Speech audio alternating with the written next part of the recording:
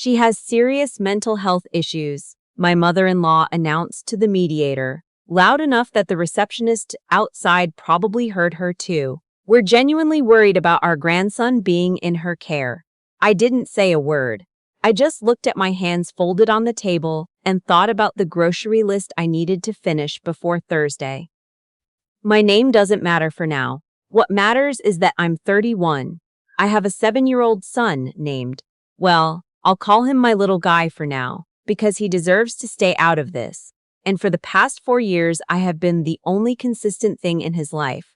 I pack his lunch every single morning. I show up to every school concert, every parent-teacher night, every dentist appointment that somehow always falls on a Tuesday. I did all of that while working full-time as a forensic accountant at a mid-sized firm in Mississauga, rebuilding everything I lost when my marriage fell apart at 26. But according to my mother-in-law, I had serious mental health issues. Let me back up. I met my ex-husband at university in Hamilton. He was charming in the way that only reveals itself as dangerous much later.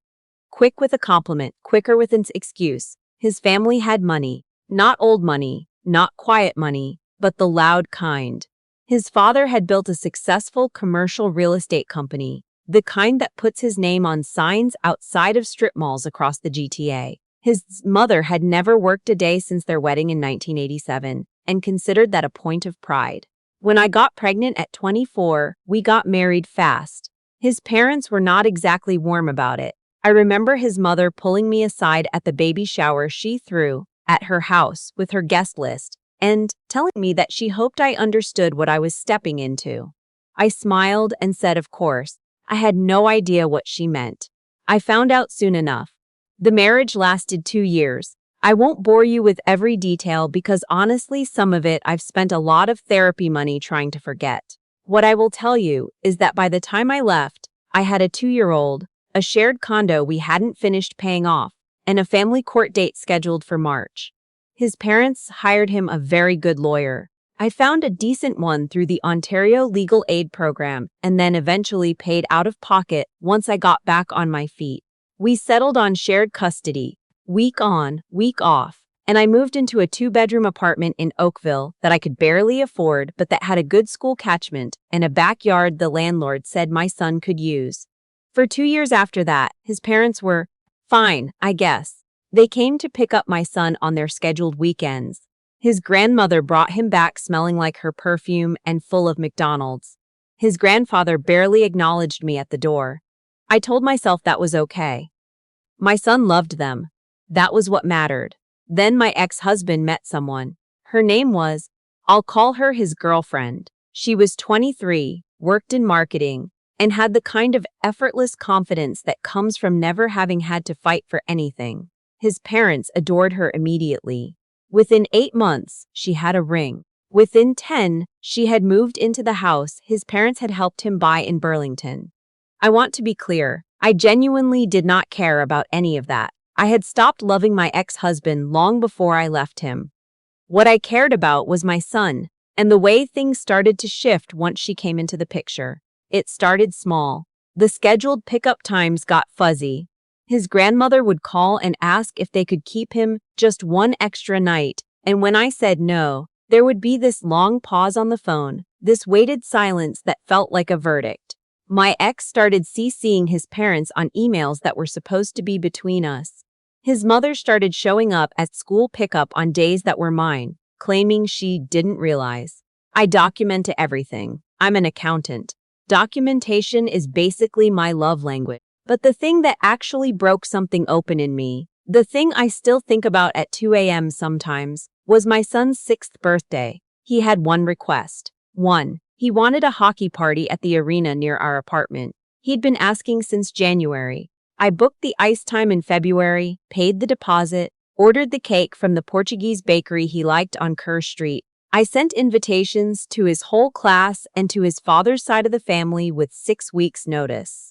The morning of the party, I blew up 47 balloons. My son counted them. He kept running back to the kitchen to give me updates.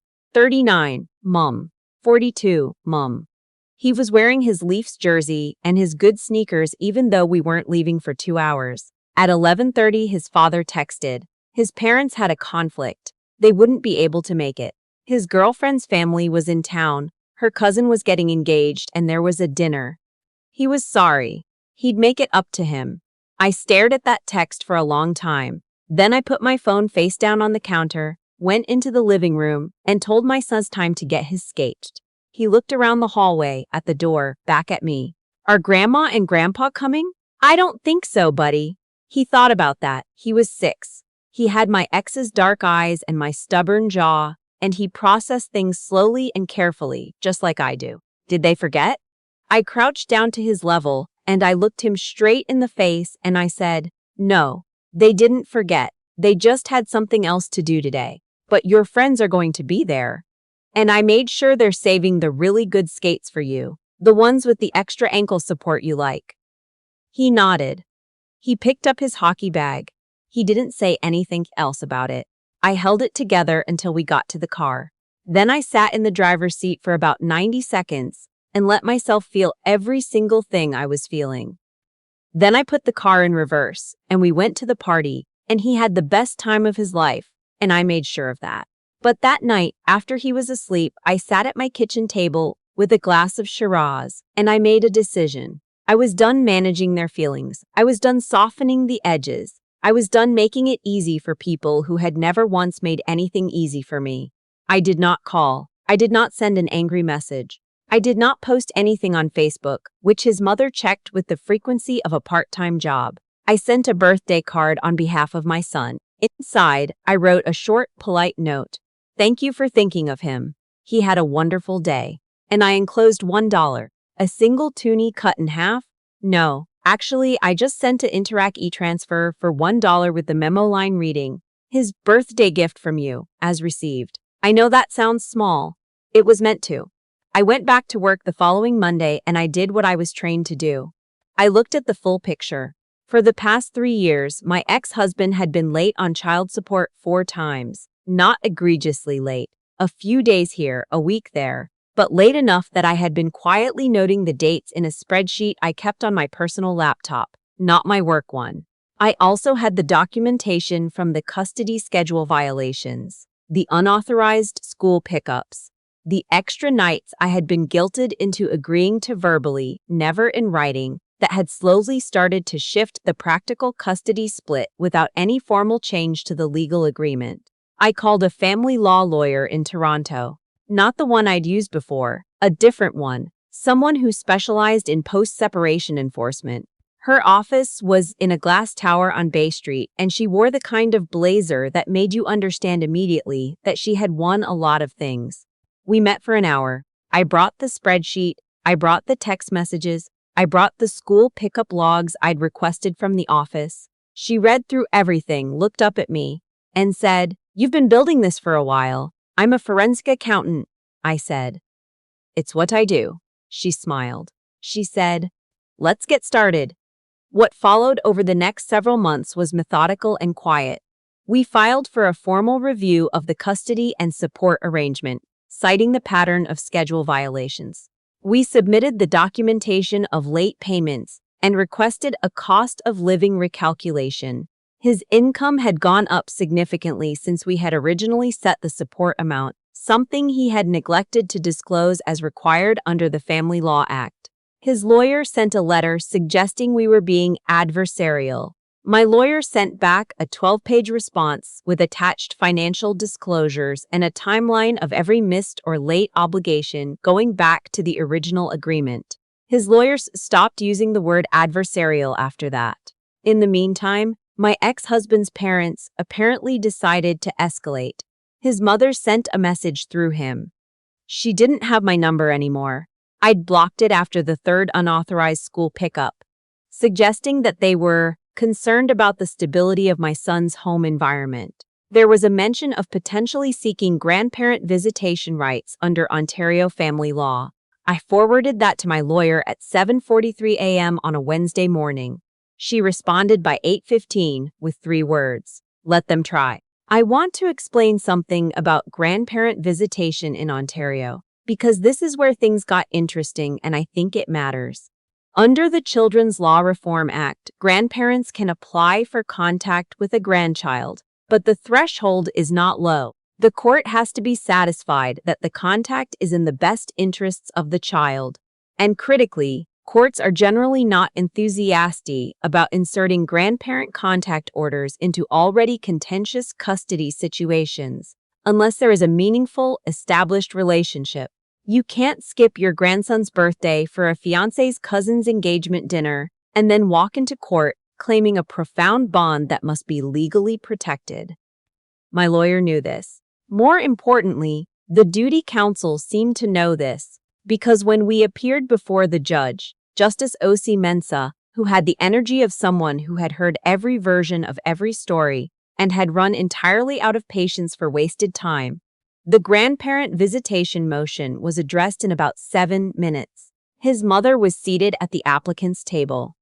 She had dressed very carefully for this. She had a silk blouse and reading glasses on a chain, and she looked like someone who expected to be listened to. Your son's counsel indicates your relationship with your grandson has been consistent and close, the judge said, looking at the file. Can you describe the last family event you attended for the child? His mother mentioned a Christmas gathering. The judge looked up. And his last birthday? Silence. You were not present at his most recent birthday? His mother started to explain about the engagement dinner, about the conflict, about how these things happen in families. The judge let her finish. Then she turned to my ex-husband's mother's lawyer, who had gone very still, and said, in a tone that was professionally neutral in the way that a glacier is neutral, Counsel, does your client understand that this court is being asked to legally enforce a relationship that appears, on the evidence, to have been voluntarily deprioritized in favor of a social engagement? The lawyer started to answer. The judge said, that wasn't really a question. I kept my face very still. My lawyer made a note on her legal pad. I think she drew a small star. The motion was dismissed. The judge noted in her brief reasons that there was insufficient evidence of the type of established, meaningful relationship that would warrant court-ordered contact, and that the applicants were encouraged to focus on rebuilding that relationship through the existing custody framework rather than through litigation. My ex-husband's family left the courthouse first. I waited a few minutes, talked to my lawyer in the hallway, and then walked out into a gray November afternoon on University Avenue and stood there for a moment breathing the cold air. I called my best friend from the sidewalk. She had been the one who brought food to my apartment the week I moved out, who had sat on my kitchen floor with me while my son slept and talked me through the worst of it. She picked up on the second ring. How'd it go? We won, I said. She made a sound that was half law, half sob. Tell me everything. I did. Standing there on the street with my coat open because I'd been too warm in the courthouse, watching the streetcars roll by. Back on the substantive issues. The custody review resulted in a formal reaffirmation of the original schedule with additional provisions around notice requirements for schedule changes, transportation obligations, and communication protocols. Any deviation from the schedule now required written agreement in advance. No more fuzzy pickup times. No more extra nights extracted through guilt. The child support recalculation was the more significant development.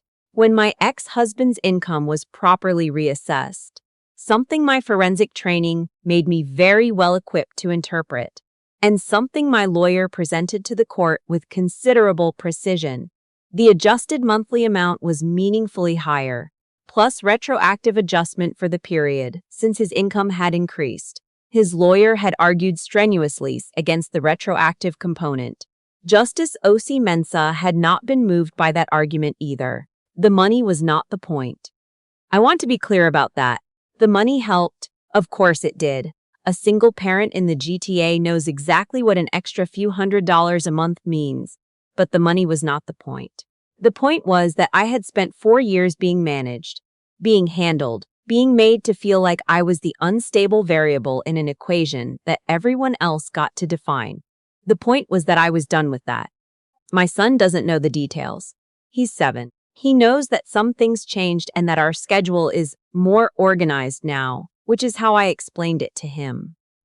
He knows that his dad picks him up on Sundays instead of Saturdays now, which actually works better for both of them. He knows that his grandmother and grandfather haven't been around as much lately, and one evening he asked me about it while we were making dinner. I was chopping carrots. He was sitting on the counter, which I usually don't allow but sometimes let slide. "Mum," he said, "do you think Grandma and Grandpa are mad at us?" I put down the knife. I turned around and looked at him. He had a piece of cheese in his hand and the most thoughtful expression on his face, like he was working through a math problem. "I think," I said carefully, "that sometimes grown-ups make choices and those choices have consequences, and everyone is just figuring out what comes next." He thought about that. Then he said, "Like when I didn't share the Lego and then nobody wanted to play with me?" "Exactly like that," I said. He nodded, satisfied, and ate his cheese. I turned back to the carrots, and I thought about how children understand the world so cleanly sometimes. You don't share, people stop coming. It's not a mystery, it's not a conspiracy. It's just what happens. His grandmother did reach out, eventually. An email, not to me but through my ex-husband, asking if she could attend my son's school concert in the spring. I talked to my son about it. He shrugged and said, "Sure, I guess," in the way 7-year-olds signal mild indifference that they don't want you to make a big deal out of. I relayed through my ex that she was welcome to attend as a member of the audience, same as any other family member. She came. She sat 3 rows behind me. She did not speak to me before or after. My son waved at her from the stage and she waved back and looked like she might cry. I watched that and I felt, not satisfaction, exactly. Something more complicated than that. Something that felt like the end of a very long breath I had been holding for 4 years. After the concert, my son found me in the lobby and grabbed my hand and said, "Did you hear me, Mum? I did the high part right this time." "I heard you," I said. "You were perfect." He beamed and ran off to find his teacher, and I stood there in the lobby of a Oakville elementary school in my good coat, and I thought, this is what it was all for. Not the courtroom, not the spreadsheet, not the $1 e-transfer that had apparently caused 3 weeks of family drama I only heard about secondhand. Just this. My kid, running through a lobby, proud of himself, knowing I was there. I still have the spreadsheet, by the way. Old habits. But I haven't needed to open it in 8 months, and I'm starting to think I might not need to again.